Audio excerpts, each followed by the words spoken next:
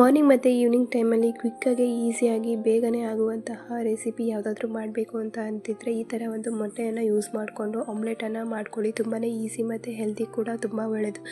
ಮೊದಲಿಗೆ ಒಂದು ಬಟ್ಲನ್ನು ತೊಗೊಂಡು ಅದಕ್ಕೆ ಸ್ವಲ್ಪ ಹಸಿಮೆಣಸಿಕಾಯನ್ನು ಹಾಕ್ಕೊಳ್ತಾ ಇದ್ದೀನಿ. ಇಲ್ಲಿ ಒಂದು 3 ಹಸಿಮೆಣಸಿಕಾಯನ್ನು ತೊಗೊಂಡಿದ್ದೀನಿ. ಖಾರ ಎಷ್ಟು ಬೇಕೋ ಅಷ್ಟು ನೋಡಿ ತೊಗೊಳ್ಳಿ. ನಂತರದಲ್ಲಿ ಒಂದು ಸ್ವಲ್ಪ ಕೊತ್ತಂಬರಿ ಸೊಪ್ಪನ್ನು ಸಣ್ಣದಾಗಿ ಚಾಪ್ ಮಾಡಿ ತೊಗೊಳ್ತಾ ಇದ್ದೀನಿ. ಹಾಗೂ ಒಂದು 3ರಿಂದ 4 ಈರುಳ್ಳಿಯನ್ನು ಸಣ್ಣದಾಗಿ ಕಟ್ ಮಾಡಿ ತೊಗೊಳ್ತಾ ಇದ್ದೀನಿ. ಈರುಳ್ಳಿ ಜಾಸ್ತಿ ಹಾಕಿದಷ್ಟು ಆಮ್ಲೆಟ್ ತುಂಬ ಚೆನ್ನಾಗಾಗುತ್ತೆ ಮತ್ತು ಈರುಳ್ಳಿ ಜಾಸ್ತಿ ಯೂಸ್ ಮಾಡೋದ್ರಿಂದ ಜಾಸ್ತಿ ಜನ ಕೂಡ ತಿನ್ಬೋದು, ಜಾಸ್ತಿ ಆಮ್ಲೆಟ್ ಕೂಡ ಆಗುತ್ತೆ. ಸೊ ಇವಾಗ ರುಚಿಗೆ ತಕ್ಕಷ್ಟು ಉಪ್ಪನ್ನು ಹಾಕ್ಕೊಳ್ತಾ ಇದ್ದೀನಿ. ನಂತರದಲ್ಲಿ ಸ್ವಲ್ಪ ಒಂದು 3-4 ಮೊಟ್ಟೆಗಳನ್ನ ಯೂಸ್ ಮಾಡ್ಕೊಳ್ತಾ ಇದ್ದೀನಿ. ಈ ಮೊಟ್ಟೆ ಏನಂದರೆ ಮಾರ್ನಿಂಗ್ ಬ್ರೇಕ್ಫಾಸ್ಟ್ಗಳಿಗೆಲ್ಲ ಇದು ತಿನ್ನೋದ್ರಿಂದ ಪ್ರೋಟೀನ್ ದೇಹಕ್ಕೆ ಬೇಕಾಗಿರುವಂಥ ಅಂಶ ಅದು ಬೇಗನೆ ಸೇರುತ್ತೆ ಮತ್ತು ತುಂಬ ಫಾಸ್ಟಾಗಿ ಆಗಿಬಿಡುತ್ತೆ. ಟೈಮ್ ಕೂಡ ಜಾಸ್ತಿ ತೊಗೊಳ್ಳೋದಿಲ್ಲ. ಹೆಲ್ತಿ ಬ್ರೇಕ್ಫಾಸ್ಟ್ ಕೂಡ ಈ ಥರ ಮತ್ತು ಬೇಗ ಕೂಡ ಹೊಟ್ಟೆ ಹಸಿಯೋದಿಲ್ಲ.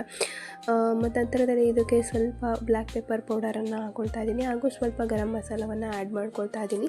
ಹಸಿಮೆಣ್ಸಿಕಾಯಿ ಇಷ್ಟ ಆಗಲ್ಲ ಅನ್ನೋರು ಖಾರದ ಪುಡಿ ಕೂಡ ಯೂಸ್ ಮಾಡ್ಕೊಬಹುದು. ಸೊ ಇಷ್ಟನ್ನು ಸಹ ನೀಟಾಗಿ ಮಿಕ್ಸ್ ಮಾಡ್ಕೊಳ್ತಾ ಇದ್ದೀನಿ. 1-3 ಮಿನಿಟ್ಸ್ ನೀಟಾಗಿ ಮಿಕ್ಸ್ ಮಾಡ್ಕೊಳ್ಳೋಣ. ಬ್ಯಾಟಲ್ ರೆಡಿ ಆಗುತ್ತೆ.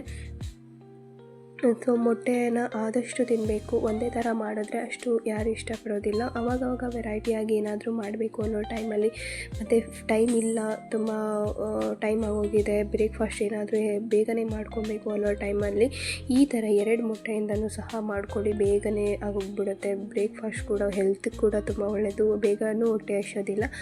ನಂತರದಲ್ಲಿ ಒಲೆ ಮೇಲೆ ಹಂಚನ್ನು ಇಟ್ಟು ಕಾಯಲಿಕ್ಕೆ ಬಿಟ್ಟಿದ್ದೆ. ಅದಕ್ಕೆ ಸ್ವಲ್ಪ ಎಣ್ಣೆಯನ್ನು ಹಾಕ್ಕೊಂಡು ಈರುಳ್ಳಿ ಸಹಾಯದಿಂದ ಸ್ಪ್ರೆಡ್ ಮಾಡ್ಕೊಳ್ತಾ ಇದ್ದೀನಿ.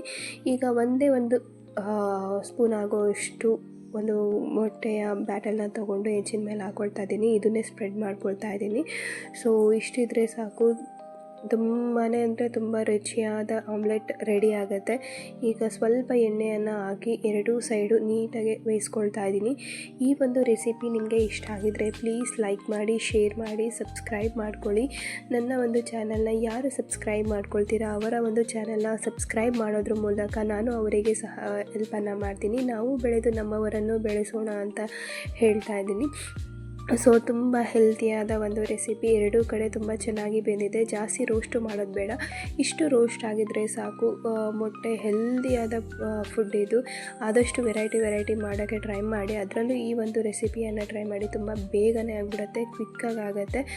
ವಿಡಿಯೋವನ್ನು ಕೊನೆವರೆಗೂ ನೋಡಿದ್ದಕ್ಕಾಗಿ ಧನ್ಯವಾದಗಳು. Thank you.